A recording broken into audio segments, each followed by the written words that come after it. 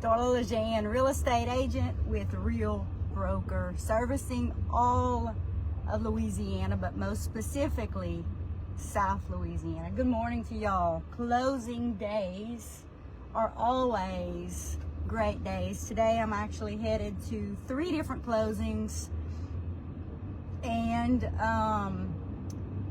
it's always an exciting day for the sellers and the buyers on closing day, because on closing day all of the hard work that is going into getting the deal officially closed is done, and they get to hand over the keys. It's crazy. I had a conversation with a real estate agent a couple of months ago, and he said to me that he closes about 50% of the deals that go under contract, and that absolutely baffled my mind. I say I close probably about 99% of deals that go under contract. That doesn't happen on accident at all. That is being proactive.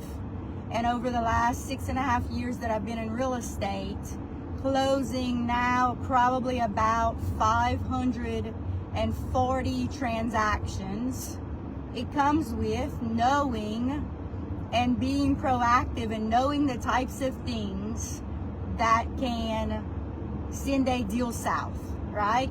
So choosing your realtor could be the worst decision of your life or the smartest decision of your life. Number one, wherever you live, if you do not live anywhere, I would say within an hour of me, I live in Iota, which means I go all the way to Lake Charles, Alexandria, Lafayette, Youngsville, Broussard, and down to Delcombe. I am smack dab in the middle of all of those areas. If you do not live in my area, then I would say be thinking about who in your area is very busy, and that doesn't mean they look busy. That means they're closing lots and lots and lots of transactions. Who in your area comes to your mind when you think about real estate? And a lot of times when I'm talking to people, listen, no matter where I am, where I'm traveling to, what state, what country, I live and breathe real estate, and I love talking about it. And one question I like to ask people is, where you live, who is the number one realtor who comes to mind when you think about buying and selling? All right? And listen, the crazy thing is, lots of times people can't think of even one person. They cannot think of even one realtor in their area who helps people buy and sell lots and lots and lots of real estate. That baffles my mind every time. So if you are in an area in South Louisiana and you cannot think of the top realtor in your area who buys and sells, helps lots and lots and lots of clients close deals, they don't just look busy, they are actually closing deals, then give me a call. Because listen, I can service anywhere in Louisiana. But when you are choosing a real estate agent in your area, I would say you want someone who closes lots and lots and lots of transactions. And a lot of times people say, go with someone that you know, you like, and you trust. Listen, you may not know that person from Adam, so if you don't know them, you can't like them, right? But you know that they have a great reputation of closing lots and lots and lots of deals. Hey, that's your go-to person, and that's who you need to call, right? If you're in an area and you have a aunt or a cousin or a friend that is a real estate agent, I would say, number one, you need to ask them, how many transactions have you closed in the last month, in the last few months, in the last couple of years? And if it's a hobby for that person, listen, this is business. This is not personal. This is absolutely business. When it comes to buying and selling a home, you can leave so much money on the table if you do not choose a real estate agent who closes lots and lots and lots of deals. Why? Because they are not going to be great at negotiating. They are not going to be great at being proactive. If your house is for sale, your real estate agent should be able to come into your house, walk around your house, walk around your yard and say, you need to do this, this, this, this, and this will give you top dollar. And if they can't do that, you need to run, because that's why you're hiring them. If you knew what to do, you wouldn't need a real estate agent to show you and tell you what to do, right? When I got into this business 6.5 years ago, I was absolutely appalled at the houses that were sitting on the market, that had been sitting on the market, some of them for years, but lots of them for months and months and months and months. And it literally looked like someone had stuck a sign in the front yard and put it for sale.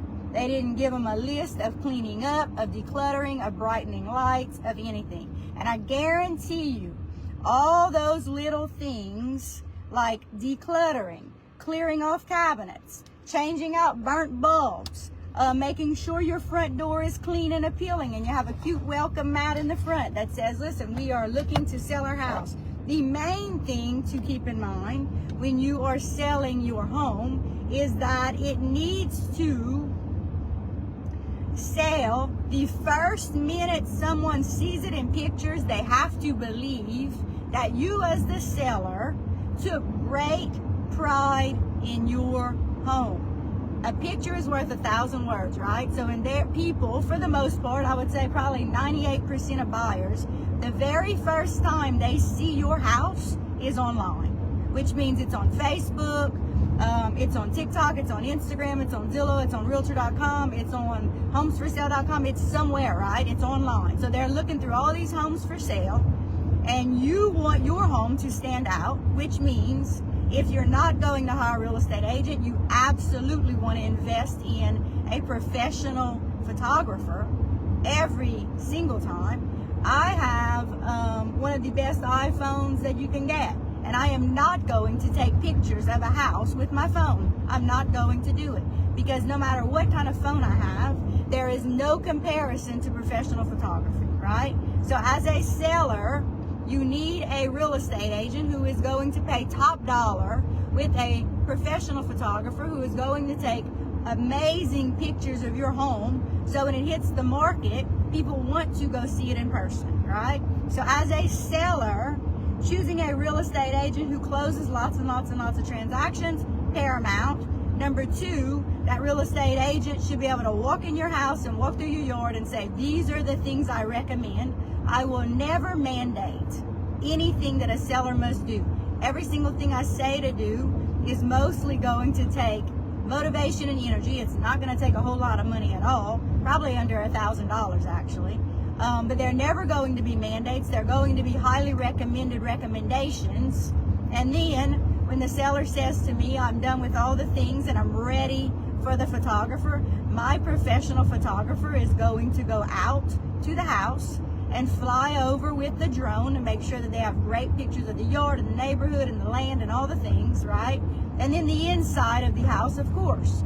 So those things are hugely important. Being proactive when you go to sell and interviewing real estate agents and asking them questions that are important, right?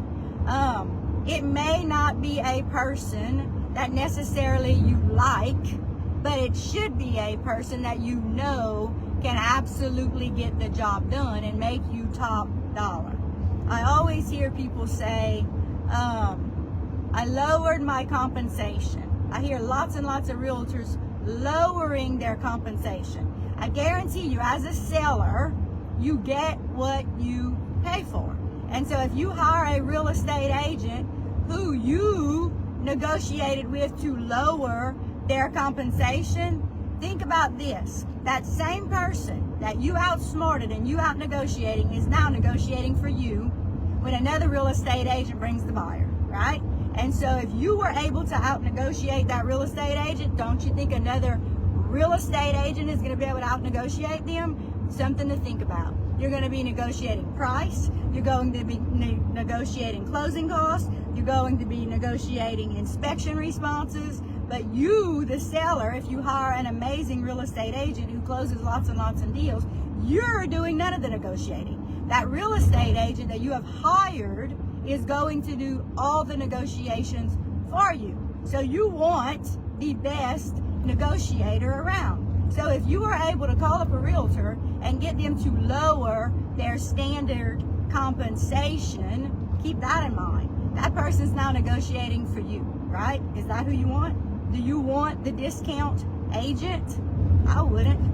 I absolutely would not. I would want the real estate agent in the area who closes the most transactions in the area, because I know that person is great at negotiating and they're going to give me top dollar for what I have for sale.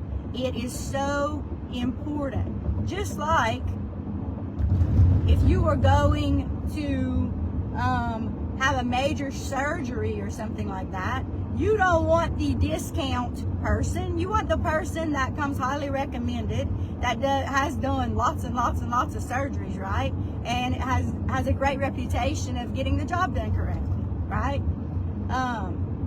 Today is Monday, and I am on my way to 3 different closings, which means it's a great day. It means that we went into contract a few weeks ago, and today the sellers and the buyers are exchanging keys. That is always an amazing day. What an amazing way to begin the week.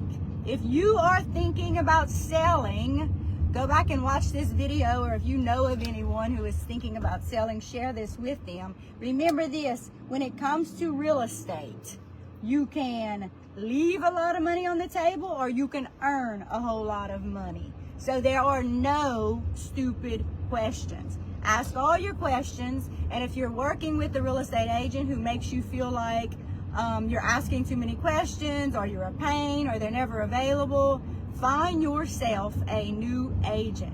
Ask all the hard questions. Ask all the questions that you think are silly. There's no such thing as a silly question if you don't know the answer. It's the only way you will learn. Y'all have a fabulous Monday, a fabulous week, and if there's anything that I can ever do to help you, do not hesitate to reach out. Y'all have a great day.